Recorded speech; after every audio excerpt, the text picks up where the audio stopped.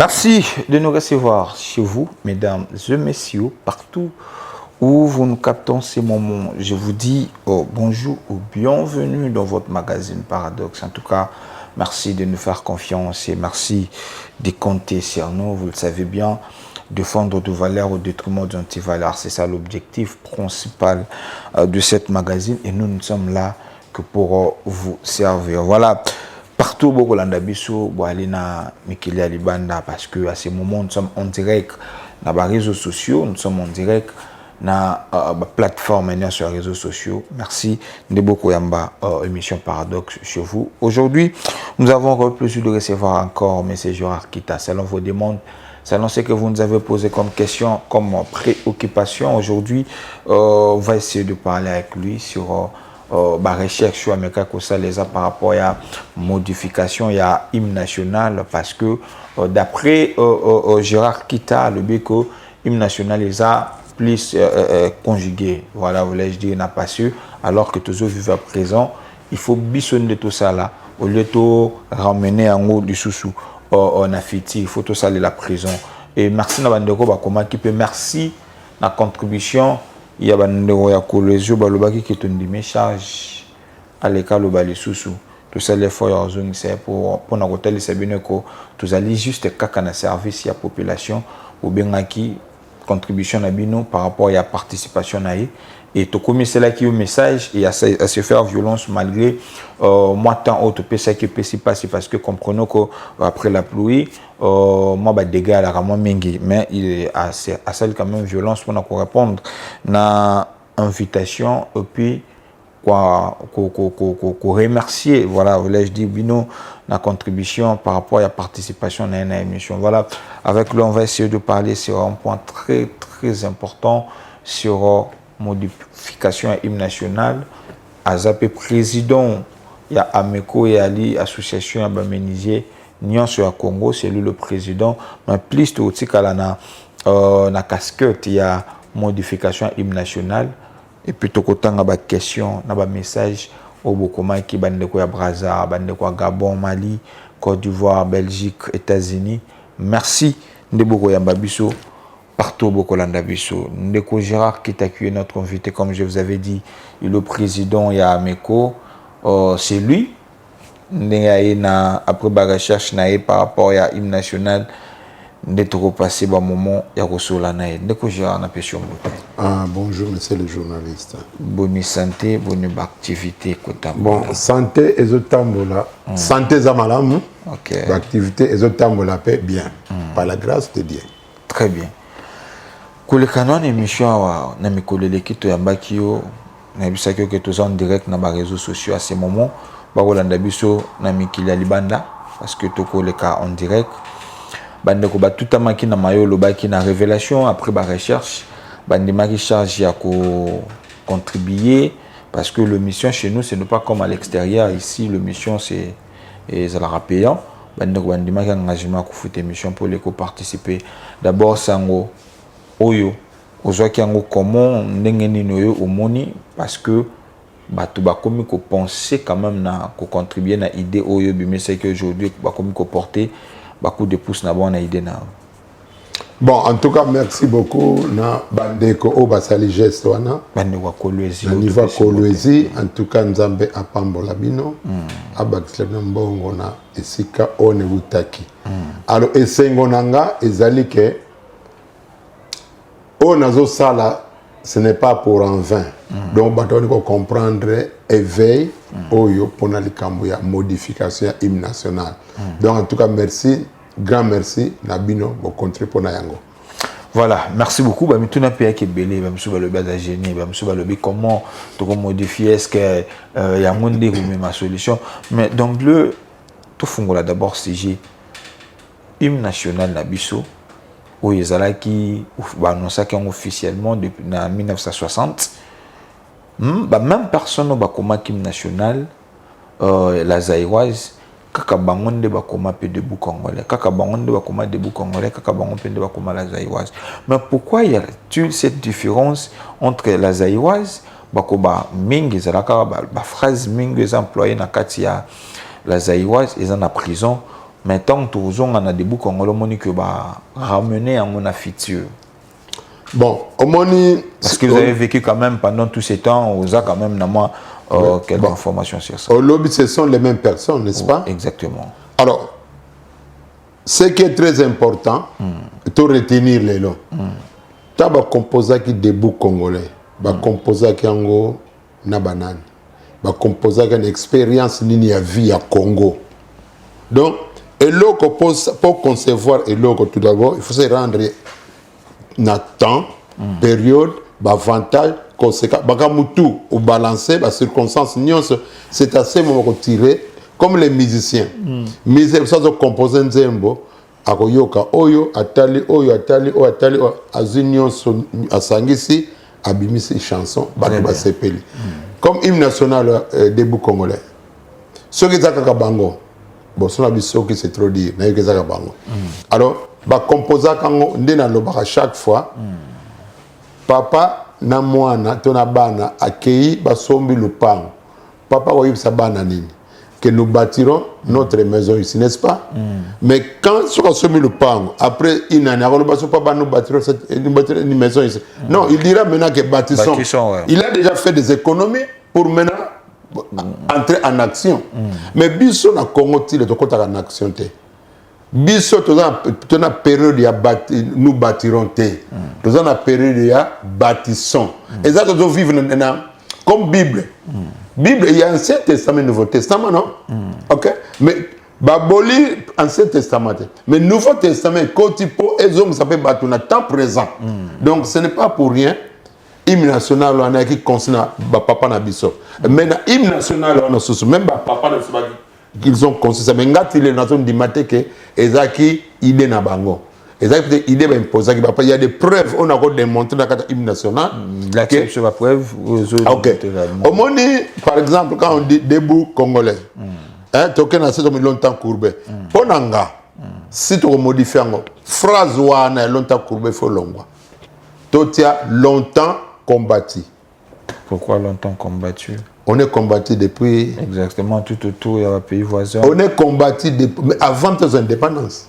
Est-ce que c'est ce combat-là, n'est-ce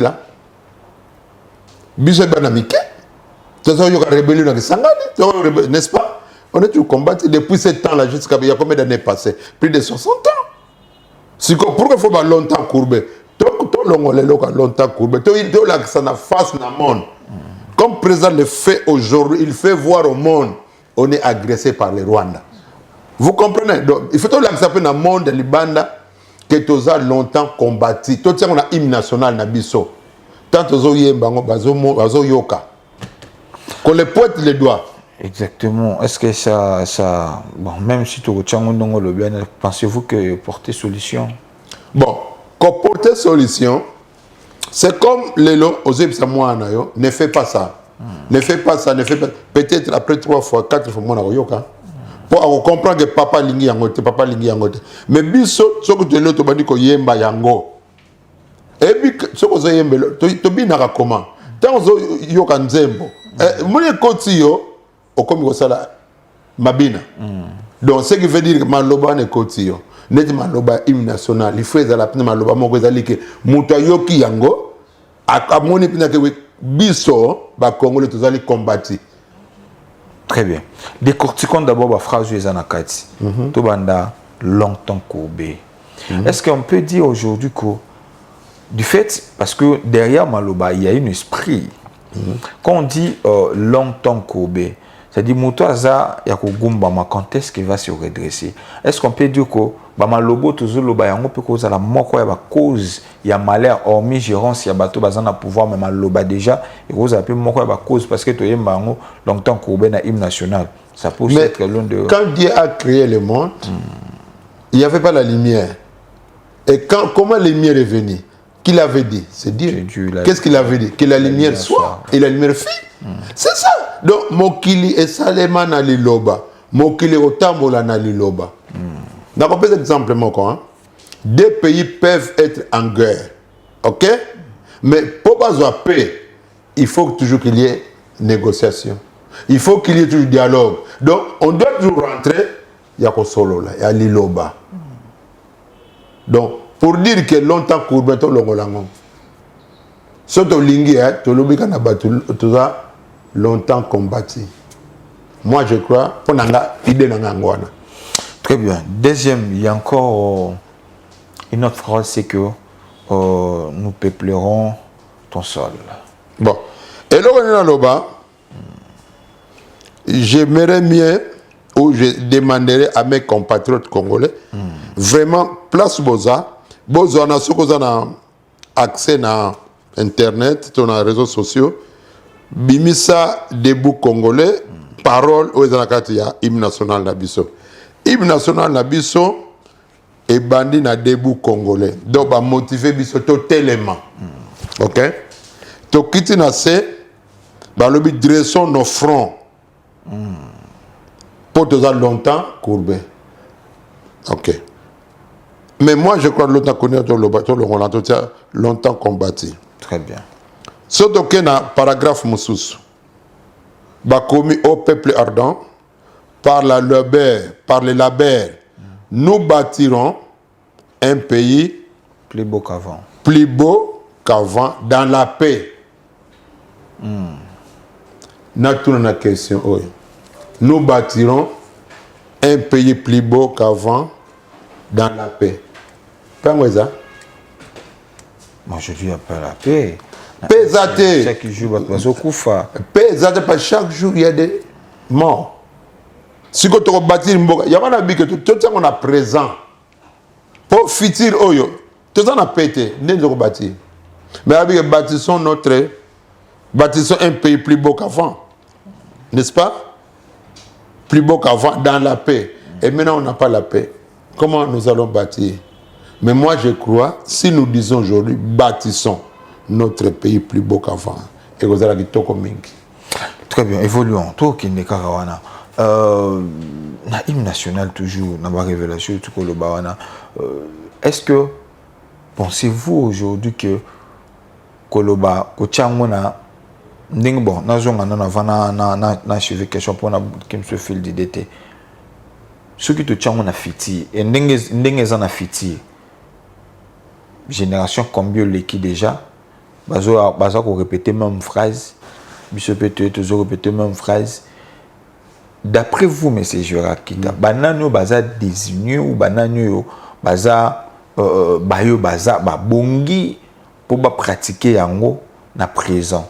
Parce que biso tout oya to se soumettre toujours na ba phrase joana to ramener en OP parce que biso to kuta yango to ramener en OP maintenant qui sont censés bon à dire vrai pour la hymne national na yebiti nani faut contacter ou qui est concerné ou qui est responsable parce que le chef le dirigeant il voit aussi ça mais si on ngana zoloba hymne national n'a pas faute belé n'a pas faute grave donc n'a pas exemple moko hein to gena paragraphe mon lobby citoyen Antonin deuxième personne du pluriel donc ce n'attend bien ce n'attend article pronominal vous entonnez donc vous entonnez. C'est comme s'il y a quelqu'un les gens qui nous dictent, vous les Congolais,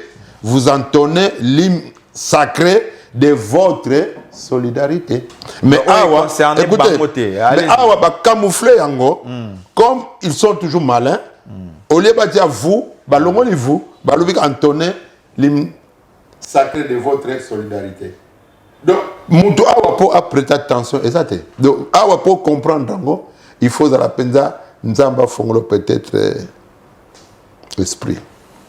Parce que Moutouba commis normalement, il faut pas comme vous entonnez l'hymne sacré de votre solidarité, mais Bako Balobi entonnez vous Balongoli pour vous et vous allez remarquable facilement pour camoufler. Pour m'emballer, on va camoufler, on va commis entonner l'hymne national sacré de votre solidarité. Si c'était nous, nous devrions dire nous entonnons l'hymne sacré de notre solidarité. Parce que c'est nous, solidarité de notre solidarité. Mais il y a l'autre pays de votre. Est-ce que vous trouvez ça normal? Et vous dites que l'hymne national des habitants? Et les gens, quand ils ont composé cela, il y avait peut-être quelque part, bon, peut-être on peut dire aujourd'hui que l'hymne national debout congolais a été composé des fois parfois sous pression. Il y a indépendance, sous pression.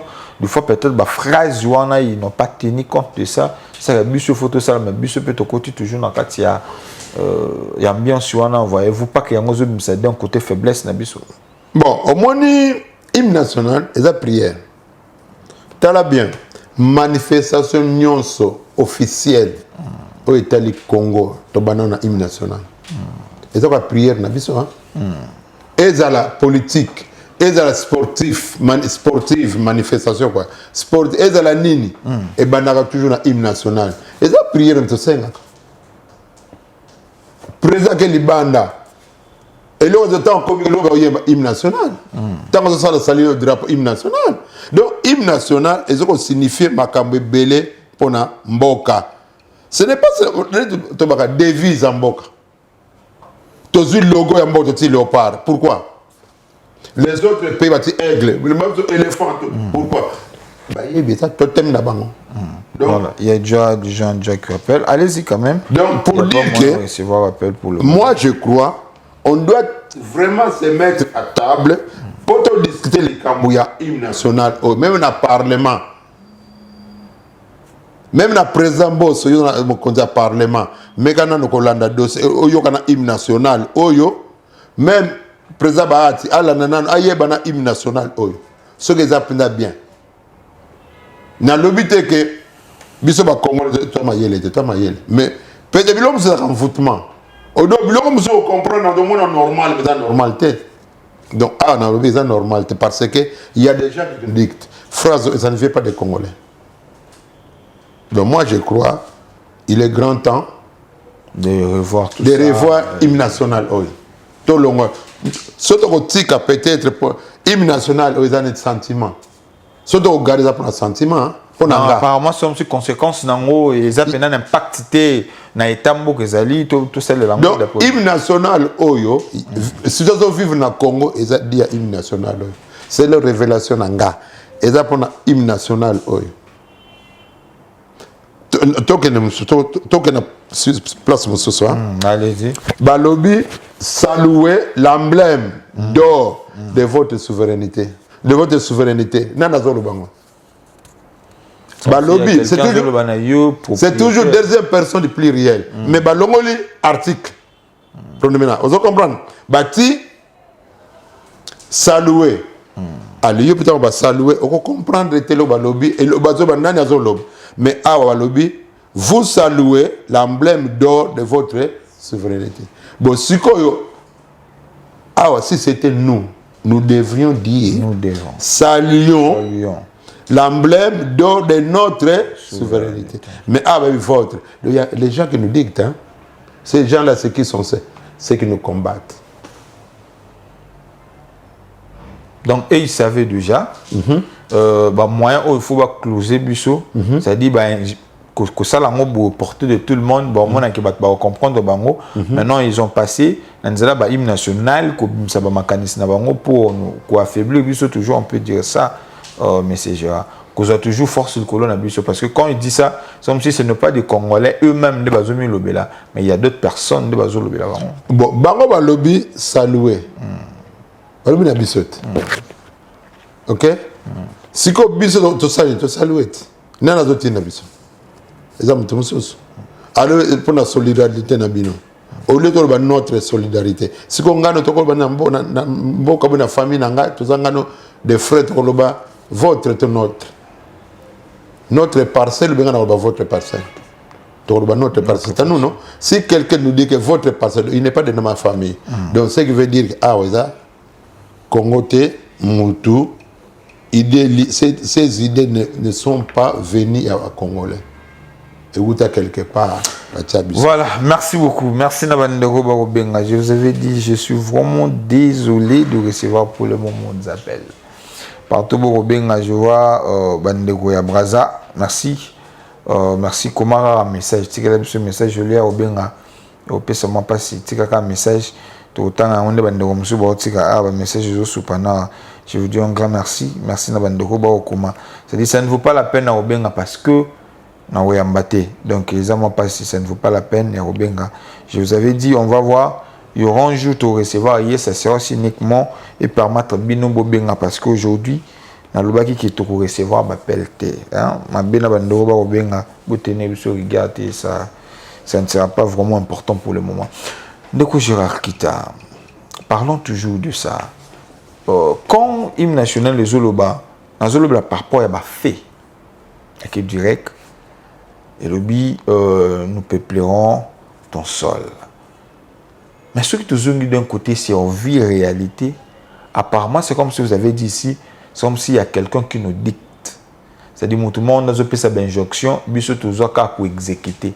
Mais tant que nous peuplerons, tant que nous peuplerons ton sol, et quand tout tel mot qu'on a vu sur Monique, bah étrangers, bah expatriés, bah envahir Congo. C'est-à-dire, voire même l'économie à RDC, ils ont toujours détenu par bah étrangers.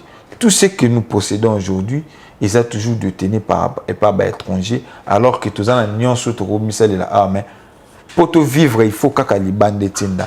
D'un côté, voyez-vous pas que ils ont déjà plein de déjà préparé na bateau ba ko dicter biso en fait tout le baka mindele parce que bah on est ba zo Afrique. C'est-à-dire on peut dire que les plans où ils ont déjà préparé et biso de tout aussi plus conséquences par rapport à pays moussous. Bon, au moni ba payawana so bazo planifier eloko ba ko sala plan 30 ans en avance. Bibino voye baté. Au moni ngai nara en Suisse. Je travaille avec un Suisse a tourné en 89. Tant au mur de Berlin Koyaka. Mon collègue na Aïb Sanga, Gérard, tu sais, États-Unis azote que là, Russie corde ou eko pandrier. Na 89. Après, on a comment? Abi, à Tuninga. Aux anapotes, ça fait combien d'années? C'est bon, pas vraiment beaucoup d'années quoi. Abisinga, ah, mais moi je suis né en Suisse, j'ai grandi en Suisse, donc des nazab on a zoé c'est kanga yango. Nandimate, na mono lokola kaka mutumo kameli ne masanga obi sengo kaka. Mais tangu likambu o ya tante États-Unis, c'est par là na zoaka réponse à pesaka. O yeb sakanga. Russie, d'accord des femmes comme un pays pauvre en 1990 hein. Mais ils ont grande puissance. Donc pour dire que Bapaya, Bakosa Kabiso, Bamanipula Kabiso parce que le président Auto Loba, Nalanda qui a sommé Bakende qui a Brazzaville au Congo, Congo Brazzaville, hein? À lobby, ils ont fait miner l'été. Ils ont fait Yabiso Moko. Parce que ils ont là-bas. Mabé Nabiso Moko. On s'est trahi. Tout ce qu'on s'est haï, il y a un privilège sur nous. Alors, awa plus loin. Si on a la lobby, à lobby awa, les bandeli, à lobby entonné hymne sacré de votre solidarité, à Kitinase, à le commis, à Binabiso Sousou, saluer l'emblème d'or de votre souveraineté. Si koyo, souveraineté, nous allons parler nango. Plus bas, à lobby, nous peuplerons ton sol. Bandeko. Français c'est clair. Alors, nous peuplerons ton sol. Si c'était nous les Congolais de Loba Kiyango, de Loba Boye, nous peuplerons notre sol.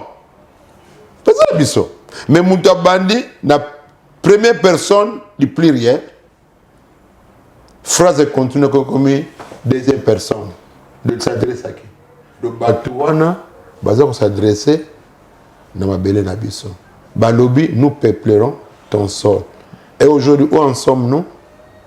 Le Congo est peuplé par les étrangers. Exactement. Et il y a des étrangers qui ne sont pas des Congolais, qui sont devenus des Congolais. On ne sait pas dans quelle magie. Nalibanda pose la nationalité, il y a des formalités à faire. Mais ici, les Congolais sont caillés quand ils ah, où met la commis Congolais. Au retour, il y a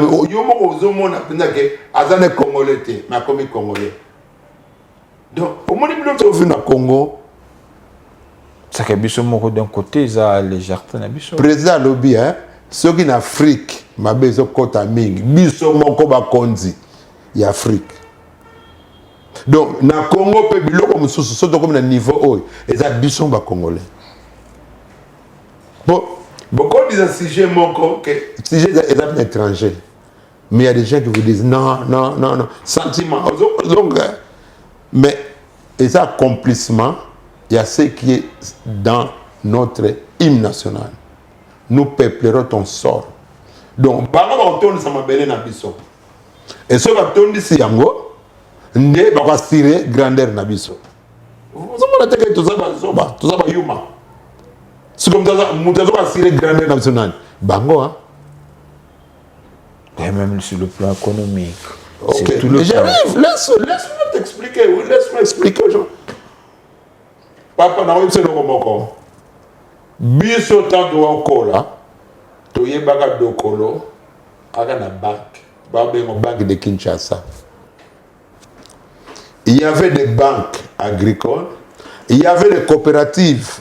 Na bossa na kangote quoi église protestante ou quelque chose comme ça et dakana c'est beko quelque chose comme ça pour ça les banais belé et puis ce qu'on l'a dit bien il y avait pas de banques il y avait quoi comment on appelle ça bon des petites banques comme ceux qui n'ont pas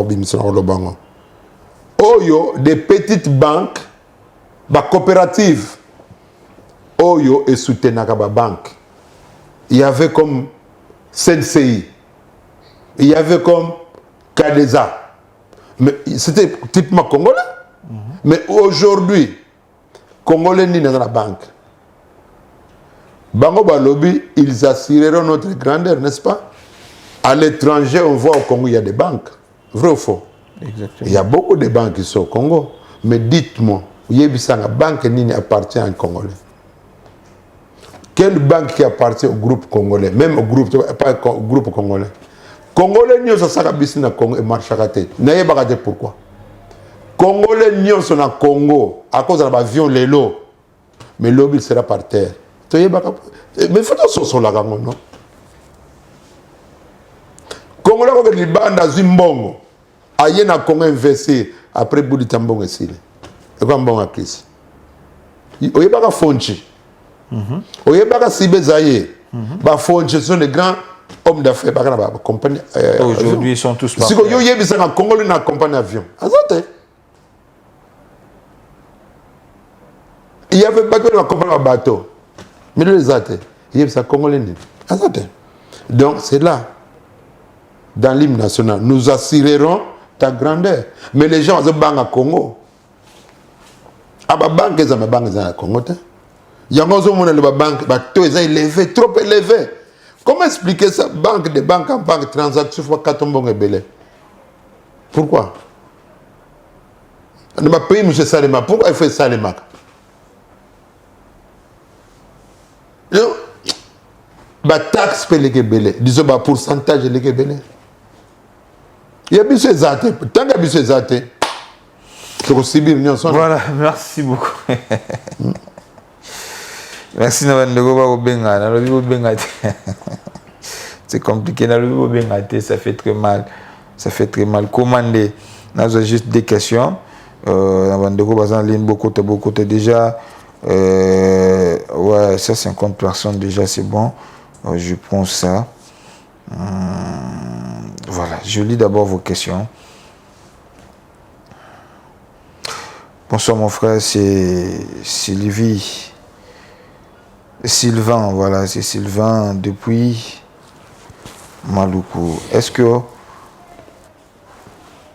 hymne national et koki kozala pe problème ya ko bloquer mboka to ezan des problèmes ya ba dirigeant bazaba inconscient?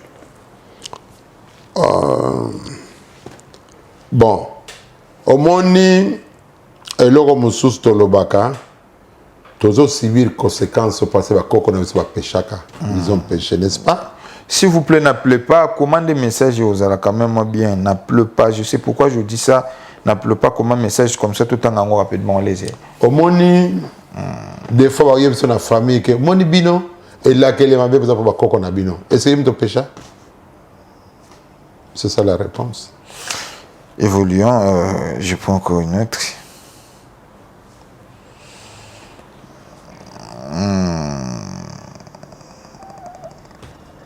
Voilà, je vous suis depuis Afridicide. Le frère a tellement raison. Il parle tellement bien. Donne-lui le temps de nous expliquer toutes ces révélations par rapport à notre hymne national. Voilà, là je passe. Je prends le tout dernier message.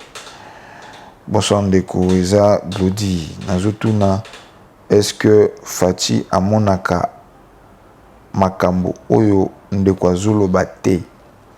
Je passe rapidement l'idée, tout évoluer. Par rapport à ce que vous avez dit, mais bakonzi ba monara yango. Nazonga tana question de Walobi. Et ça prend beaucoup de temps.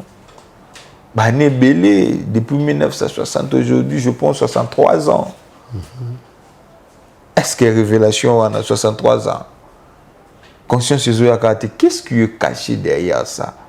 Parce que dans le Congo, tout ça, il y a Tridoc, Batomaël, tout ça, il y a Bidoc, tout ça, il y a tout, nous sommes tout pendé ça là. Mais 63 ans, comment tu redécouvrir Bambeba Béré ou Wanati? Qu'est-ce qui est caché derrière ça? Bon.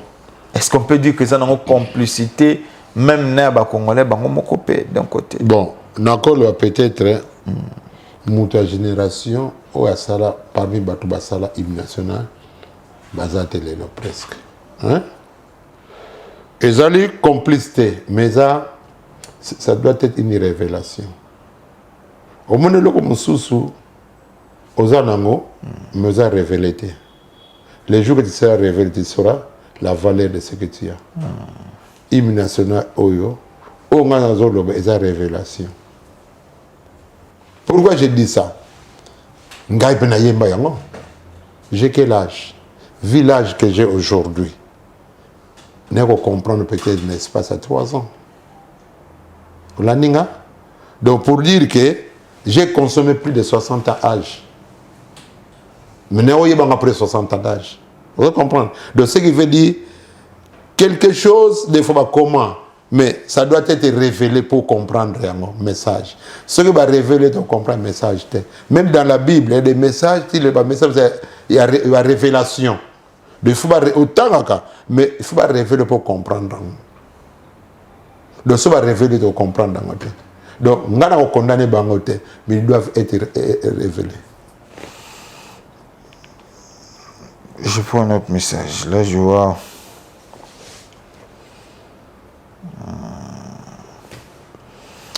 Bonsoir, c'est Jérémy Kantompo. Je suis pasteur du. Je ne sais pas mon bas pasteur, je suis pasteur, je vous suis. Le frère a tellement raison. Le problème, c'est le Congolais. Nous tous, nous sommes de naïfs. Parce que. Je continue mon pasteur. Avant de dire quelque chose, vous devez vraiment réfléchir avant de créer. Donc je passe prochainement, mais quand il faut écrire, il faut avoir quand même cette maîtrise-là parce que il est vrai que vous avez raison, ça fait trop mal. Tout la solution, parce que tout ça n'en ont déjà, mais ça ne vaut pas la peine de retraiter Bakondi. Parce que eux aussi voient ça, mais parfois, volonté ou cette. Les canissouans, il faut bien se éveiller conscience na bangome na au fin et au sungamburate. Donc là je passe, ça ne sera pas une bonne chose. Je prends le tout dernier message parce qu'on nous signale qu'il nous reste 2 minutes pour tous assister à il y a Congo Confort et puis na Ameko. Donc là on va le faire très rapidement.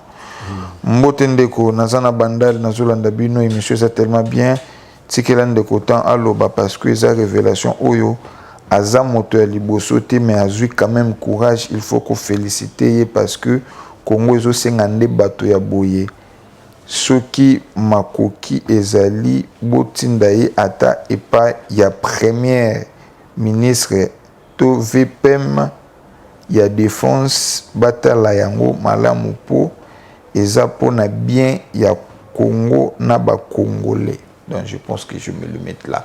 Olandene de Walobi. J'espère qu'il n'y a pas moyen à corréler parce que le temps nous est parti.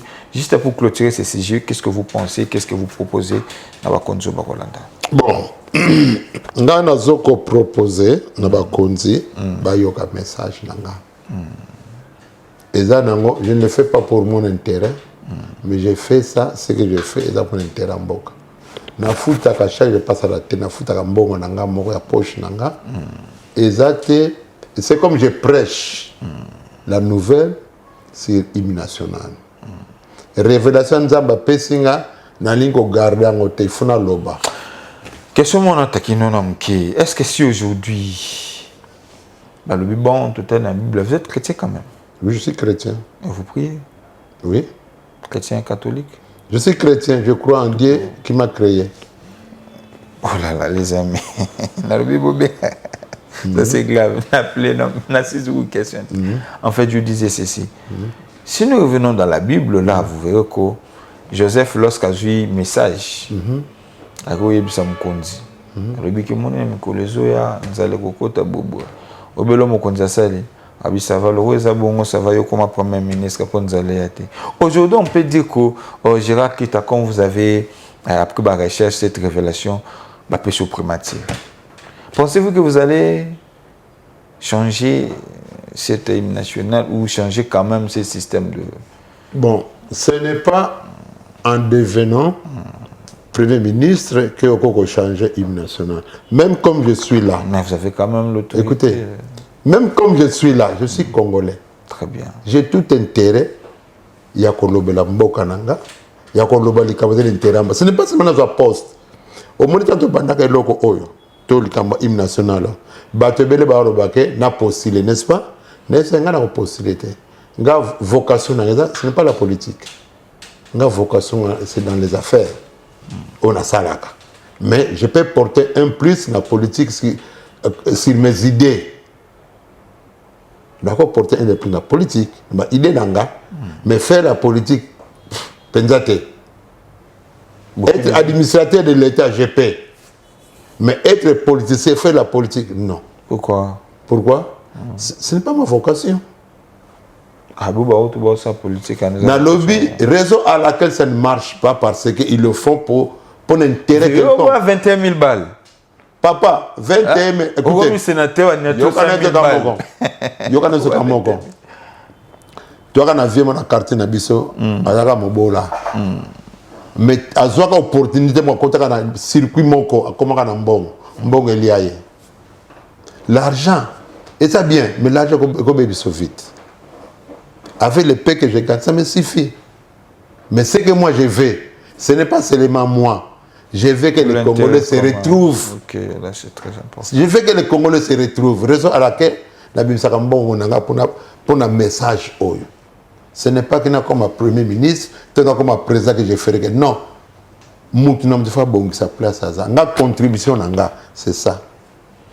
Très bien, ça c'est trop fort. Hein. C'est quelque chose qu'on peut quand même encourager. C'est très bien. Merci na bandeko ba komi mais bandeko ba ti congolais ndakate. Mam dolo ba ti na ko benga ta zo benga. C'est compliqué.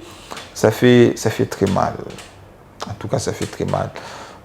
Monsieur Gérard, je suis sûr que prochainement, si Dieu vous donne encore la force, on va parler à hymne national. Mais parlons d'abord à Meko. Qu'est-ce qu'il faut aujourd'hui aux présidents il y a structure amenée, il y a ministère mais apparemment, c'est comme si la valeur, on dirait, Ming, ça plus cette tension à Congolais, les banda, c'est la Ming, en fait, où ils importé, où ils ont tel banda, mais où ils ont salé, mais pas Congolais, bah, ça importance. Qu'est-ce qui fait comme ça? Est-ce que ça parce que qualité ou les bandes sont meilleurs plus que nous, ou ils ont que Congolais, à ça complexé vis-à-vis à pour ce monde parce que les bandes ont valeur. Bon, je vais répondre à la question dans deux volets. Il faut la liboso, c'est complexe. Il y a mis balai, c'est déception. Dans quel sens? Moutoum sa pesi menuisier à sa lebakit. Aïb c'est 1 mois, 2 mois, 3 mois, 4 pesité azuité. Il est déçu. Amérique c'est pas moussou à ça dessus. Soukanango, soukazo opportunité le bandake. Mais ce n'est pas vraiment raison à couper ça bateau parce que au monde na Congo il y a des génies. Merci beaucoup. Un génie. Ok. Netinga na libaya na génie. Na musanga na sana génie. Parce que na sana mindele de fasali asuki. Menga na yena na sali yango. Na génie nga. Mais on a deux nzambe mtapesa na dawana. Alors nous na loba basozo ke libanda eza complet parce que oyebi mabaya eutaka awa les grimes là que nous voyons o elekaka no makamine que ne Congo central et que ne Europe pona ne ils ont vu que bois ya Afrique eza bois ya bien bois des meubles durables ce qui provient de l'Europe ça sapé sont des bois donc le quoi même bois ça la tige almette c'est ça soba orné yango et yena Congo mona eza meuble mususu ba papier les papiers là compactés ba orné yo mona mais zwaka ka yango tia na libanda il fait un client moya pananga ayelanga na bongisela ba porte tango ayena ngo na yebse porte nga porte oyo mona bongisela zate eza mousse éponge te mousse à pomper oya pression donc eza ka col mo ba pompaka pa vimbi abino na kata na yebse na tala si pas il avait acheté 54 portes hein, à Kananani na Ipen à Simba Mouton. Soukanango abaya. Pour dire que les Congolais va ça bien kitoko. Mais biso au moni elona loba il y a des ministères na Congo. Mais ba ça le ministère en côté. Na on peut exemple moko hein. Ministère il y a métier sur formation métier. Depuis président Facha na pouvoir, ils ont formé combien de gens va former? Est-ce que il y a un nombre d'ateliers au Congo les dans carte? Il y a un nombre d'artisanats dans le Congo. Na évité. Or moi personnellement, biso conseil. Faut na domaine nanga il y a beaucoup de Congolais qui sont menuisiers. Mais il y a beaucoup de Congolais qui n'arrivent pas à faire des meubles appropriés parce qu'ils n'ont pas des équipements appropriés. Mais vous n'êtes pas aussi organisé. Non, j'arrive. À l'époque, il y avait OPES, non? Office de petites et moyennes, petites entreprises, OPES. Et donc, office de petites entreprises zaïrois, je crois. Et ils ont une machine. Bazo pesa na bato yo yebisanga lelo gouverneur ça so mate équipement pesi congolais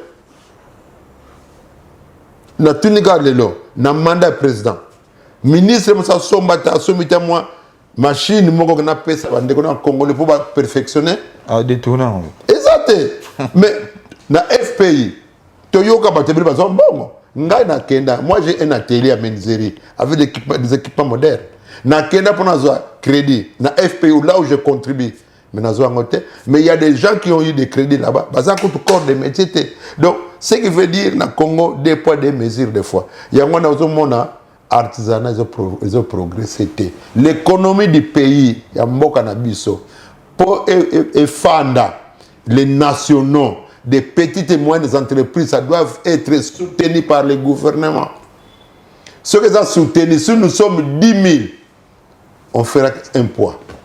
Mais vous avez tout un ministère au beaucoup qui vous plaidez. Papa, parce que vous vivez à l'étranger, où il y a quand même des droits, comment ils sont respectés. Mais pourquoi, quelque part, si seulement il y a des plaintes, vous avez un ministère, pourquoi ne pas aller se plaindre dans le ministère?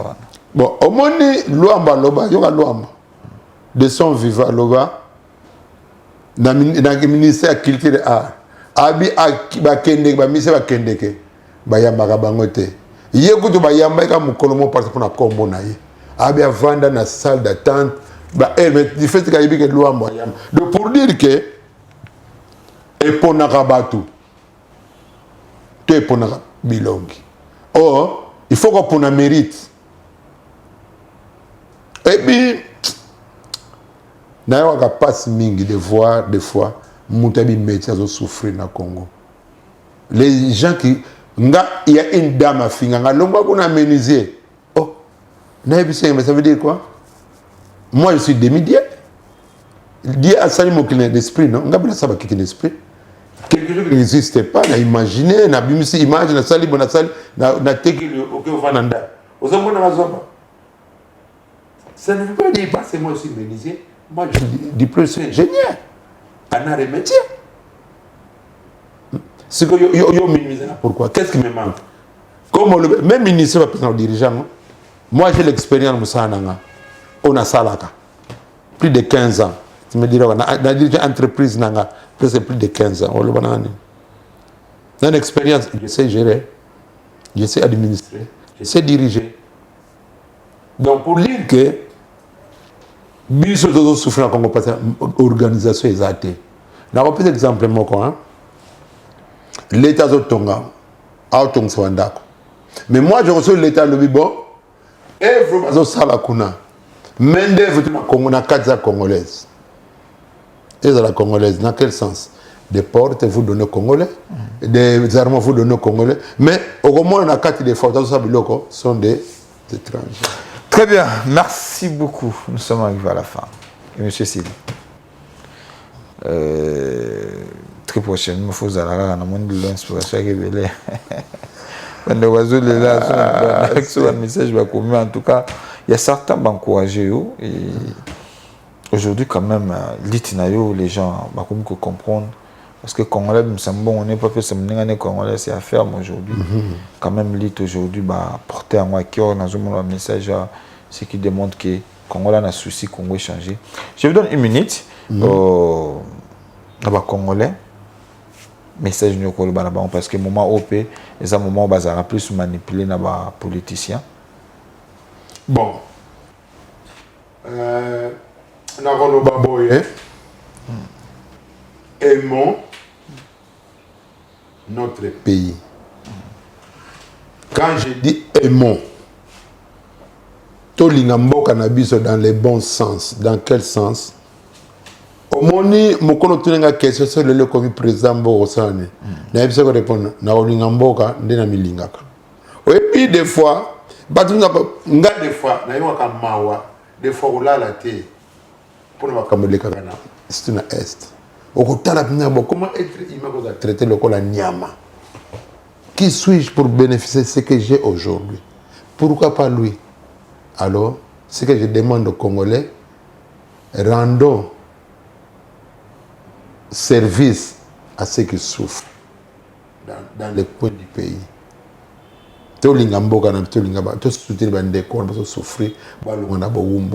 Très bien. Nous avons un pasteur, on a voulu un pasteur. On a un pasteur. Bon, moi je sais prédiquer. Hein. Si j'avais voulu être pasteur comme les autres le font, j'allais être pasteur. Parce que je sais, j'ai dirigé une église en Angleterre pendant 6 ans comme secrétaire de l'église. Ok. Je prêche très bien, mais comme ce n'était pas mon appellation, j'avais dit que si je suis appelé, Dieu qu'il me dise ça aux oreilles, comme il disait à Moïse. Alors, comme je n'ai pas entendu, ça se trouve que je ne suis pas appelé. Voilà, monsieur. Que Dieu bénisse l'ADC, que Dieu bénisse le quartier du Congo. Merci à Dieu, merci beaucoup, moi. Merci à Enoch, merci Penabino Babolandi, partout. On est ensemble, il n'y a pas de souci. Que la paix quitte nos esprits. D'ici là, portez-vous bien. Au revoir.